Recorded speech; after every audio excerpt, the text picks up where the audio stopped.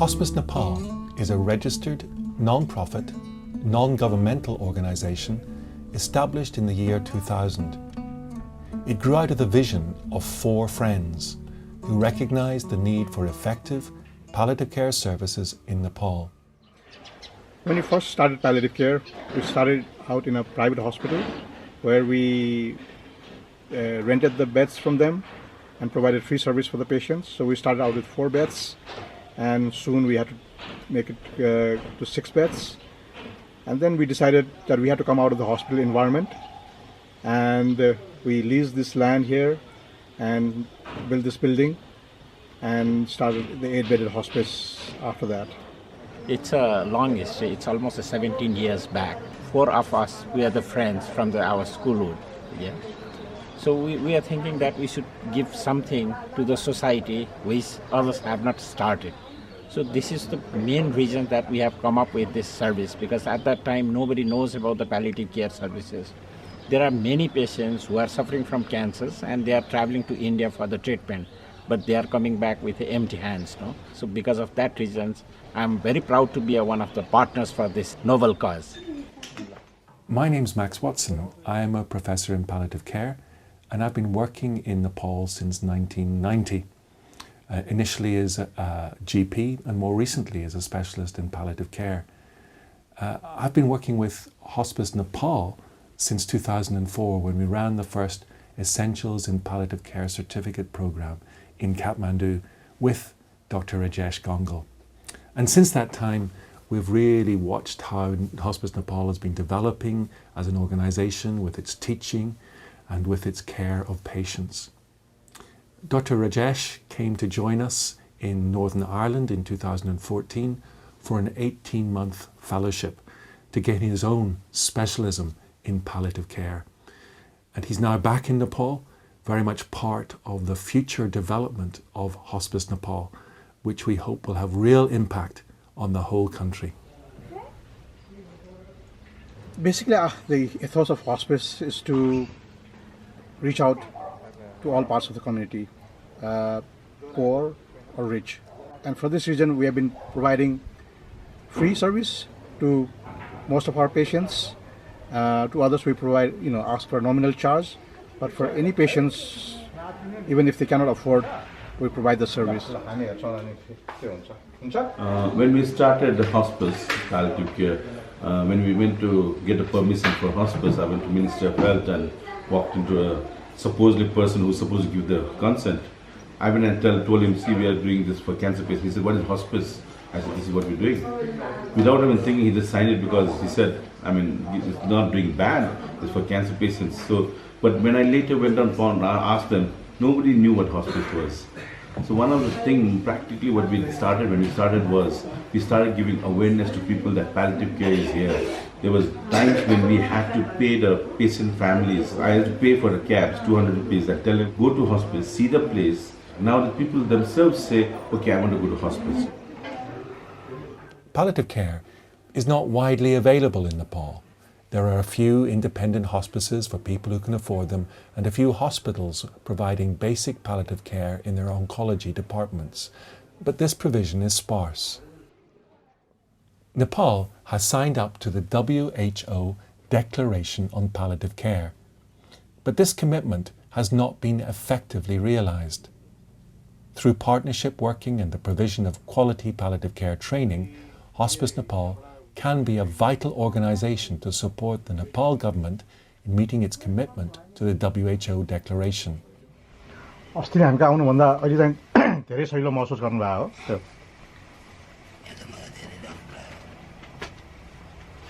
आउँदाखेरि गाह्रो थियो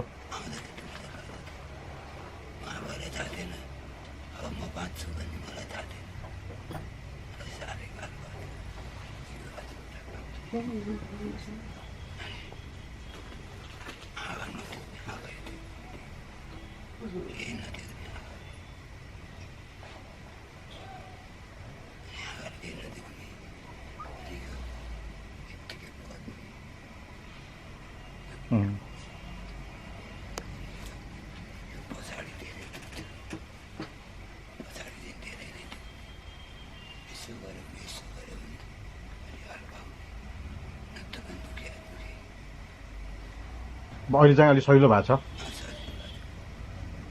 के हिसाबले सहिलो भयो अब अहिले सास फेर्न सजिलो दिशा पिसाब गर्दा दिशा पिसाब गर्नु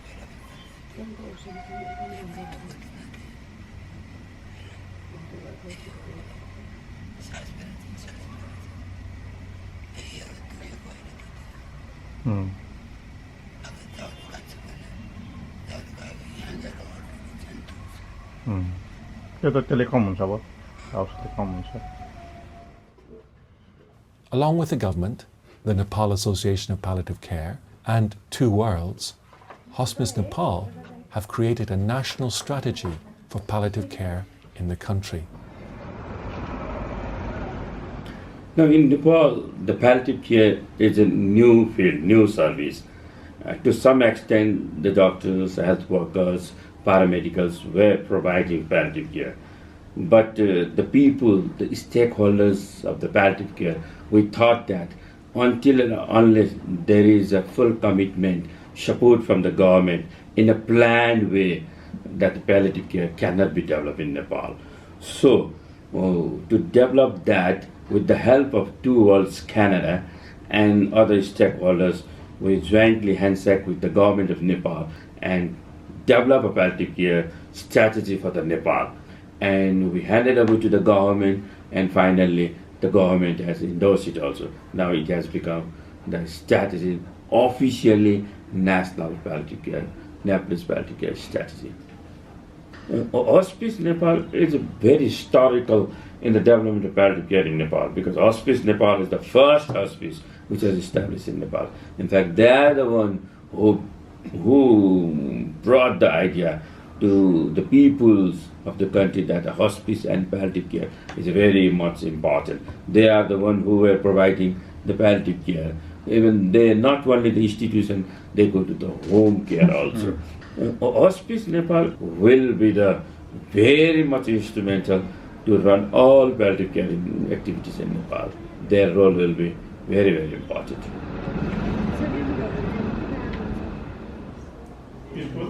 So far, the Hospice Nepal team have trained around 500 health workers.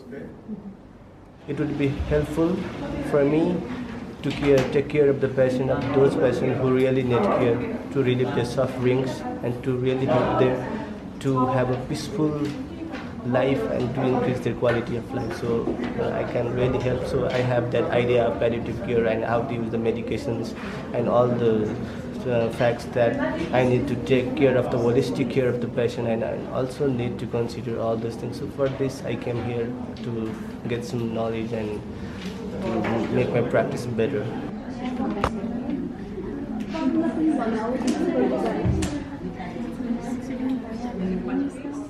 Okay, you don't want to die in an earthquake, fine. Natural disasters, okay. Aru? I think this was a very helpful course, and I think most of the healthcare should take this training so that they would know when to break a bad news.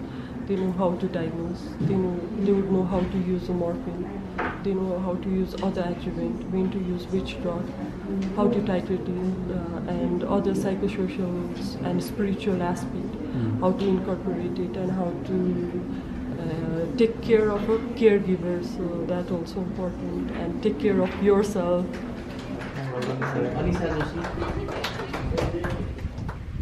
Supporting health professionals to deal with the emotional challenges of working in palliative care is also very important.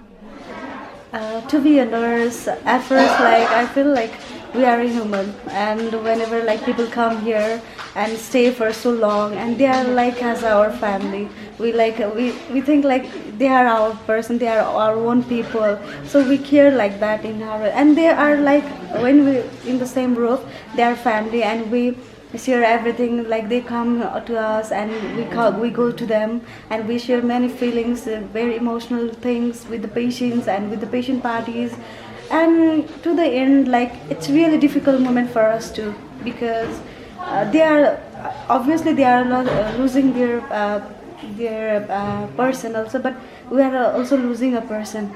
We feel like that it is really emotional attachment, which we have, and it's really hard for us sometimes. Alongside inpatient hospice care, how important is a home visit service in Nepal's context? I think it's very important.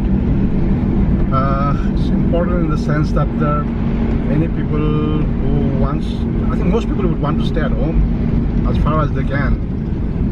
And there are some patients who probably would also prefer to die at home.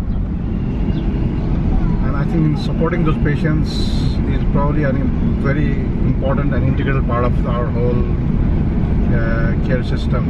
And we started this in 2005 because there were patients, we realized there were patients who did not want to actually come to hospice. So every year we see about 150 patients at home and care for them at home. Many patients come at the end of their life to hospice. There are some whom we have helped at the end of life in the home as well. But it is definitely a very important part. But it's even more important in the rural areas where they live far away from a health facility. So developing palliative care in the rural areas which are near their home is very important. Crucially, Hospice Nepal have also been pioneering a rural model of palliative care in the Makwanpur district, utilising the government system of female community health volunteers and primary health workers. 80% of Nepal's population live in rural areas, so developing an effective model of rural palliative care appropriate for Nepal is vital. Chinaya is a government health worker who, through Hospice Nepal's training, has become a champion of palliative care in his rural community. मेरो काम चाहिँ म समुदायमा जो chronic बिरामीहरू जो क्यान्सरबाट suffering भइरहेको छ उहाँहरूलाई चाहिँ जुन दुखाइ हुन्छ त्यो दुखाइलाई चाहिँ कसरी कम गर्न सकिन्छ भनेर समुदायमा गएर उहाँहरूलाई सहयोग गर्ने काममा म लागिरहेको छु।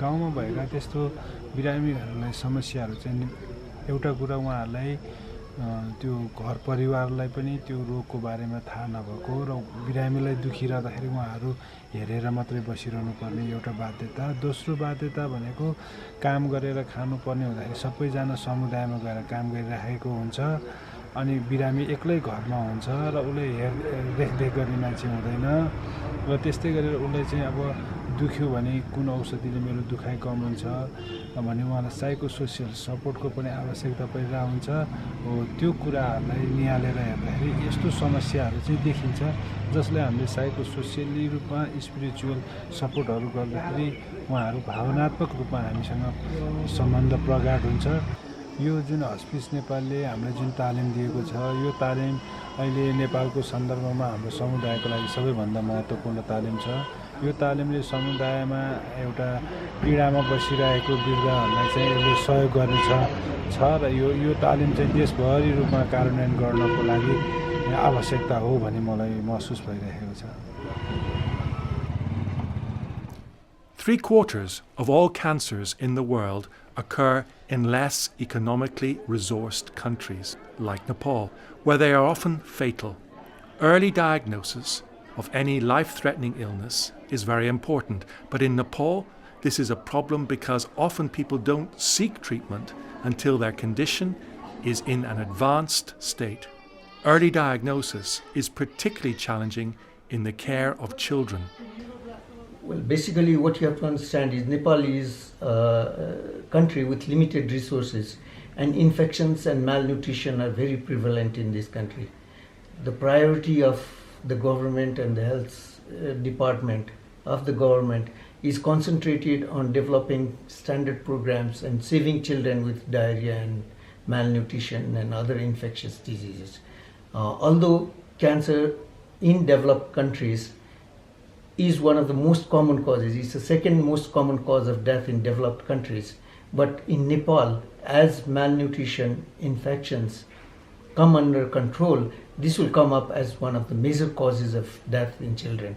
And we are here to struggle to develop standard modalities of treatment that will save as many children as possible. In children's cancers, the earlier you catch the child with the disease, with cancer, the better the survival rate.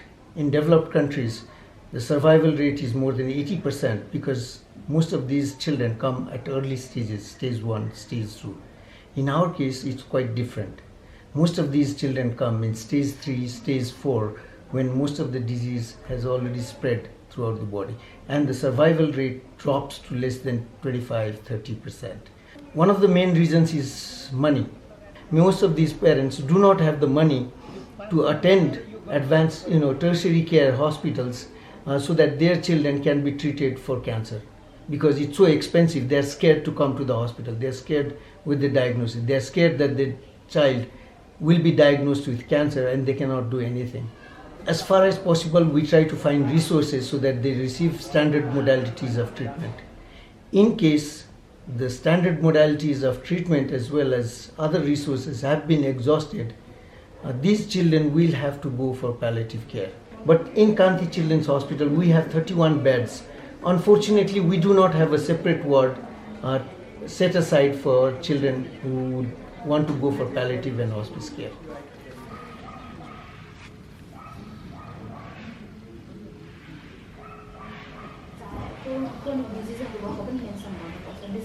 My name is Rosni Gautam. I'm from nursing background, working as a lecturer in Tribhuvan University Institute of Medicine. And as part of my professional job, I'm working as a palliative care trainer. We are doing a lot of work in the development of palliative care in Nepal, especially developing training package and lobbying government to formulate the palliative care policy and strategy.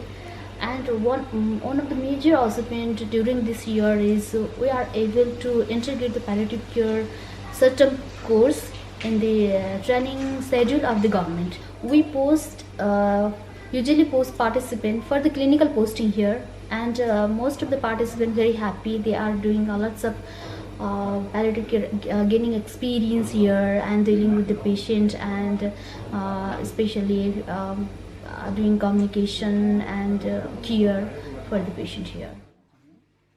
Hospice Nepal's vision is to expand its own services and become a centre of excellence in palliative care training for the government and for other health service providers right across the country.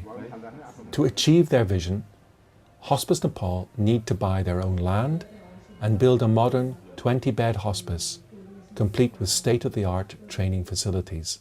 This will allow them to provide an exemplary service and implement an unfolding program of palliative care training for health professionals and communities across the country. Hospice Nepal is actively seeking international partners to join them in their vision and to cover the cost of the land purchase. The cost of buying the land is 350,000 New Zealand dollars. Hospice Nepal will seek to match this by raising funds from within Nepal to cover the building costs. Sustaining their vision into the long term is essential. Hospice Nepal have a business model to meet their ongoing operational yearly costs by generating income from quality training through agreements with the Nepal government provided to health professionals and communities from across the country. Donations, legacies, and fundraising events from within Nepal. Contributions collected from those patients and from families who are able to pay towards care. We believe there's nothing more important than providing that care for patients at the end of life. And that end of the journey in life needs to be comfortable, dignified, and we think that's the right of every person, whether rich or poor, to have that care. We all have to die, and we all have to go through that journey. And we want to be there for the people when going through that journey. Please partner with Hospice Nepal to make their vision a reality.